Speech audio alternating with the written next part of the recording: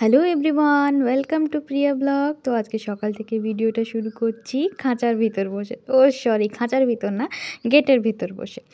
আর এদিকে নিয়ে চলে এসেছি 2 কাপে ভর্তি ভর্তি চা, আর এদিকে শাশুড়ি বৌমা মিলে খাবো আমরা চা এখন।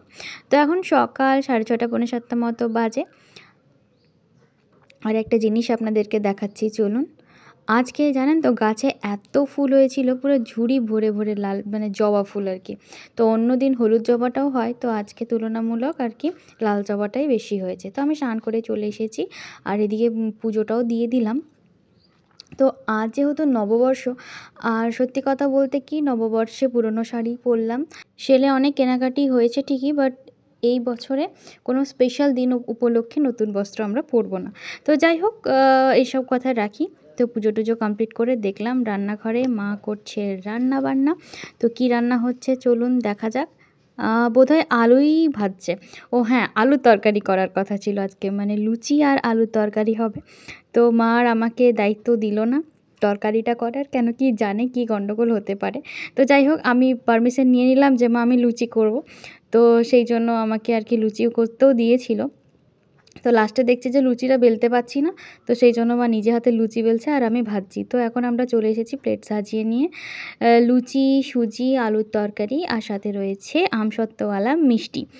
তো এখন আর কি হচ্ছে কুকিং, খাওয়া দাওয়ার পরে। তো মাই রান্না করছিল, এটা হচ্ছে গিয়ে ডাঁটা আলু বেগুনের তরকারি টমেটো দিয়ে, আর এদিকে রয়েছে ভাত। তো আজকে একেবারেই সিম্পল খাওয়া দাওয়া হচ্ছে। আর খাওয়া দাওয়া শেষে এখন হয়ে গেছে বিকেল। তো মাঝখানে একটু রেস্ট করছিলাম, আর বিকেলে তো চা বানতাই হ্যাঁ। তারপরে নববর্ষের দিনেও যদি চাটাকে স্কিপ করি কী করে হবে। তো যাই হোক, সব দিনই স্পেশাল দিন চায়ের জন্য। আর এখন চলে এসেছি কিচেনে। এখন সন্ধ্যা টন্ধা দিয়ে কিচেনে এসে ভাবলাম যে রাতের জন্য যা কিছু হবে আর কি এখন থেকে রেডি করে রাখি।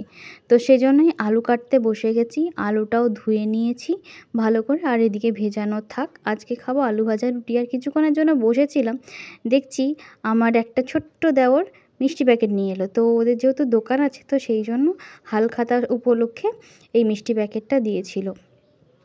তো যাই হোক, স্পেশাল ঘিয়ে ভাজা লাড্ডু, সব এগুলো হোমমেড জানেন তো। তো এখন চলে এসেছি কিচেনে, আর এখন করব আমরা ডিনার। তো রাত 9টা মতো বাজে, আর বেশি দেরি করে লাভ নাই। দেখতে পেয়েছেন আমার রুটি করার অবস্থা। যাই হোক, সব কিছু ইগনোর করুন। ভিডিওটা কেমন হচ্ছে সেটা বলুন। যদি ভালো লেগে থাকে একটা লাইক করে দেবেন, আর যারা আমার চ্যানেলে নতুন আছেন চ্যানেলটিকে সাবস্ক্রাইব করে দেবেন। সকলেই ভালো থাকবেন। আজকের মতো টাটা।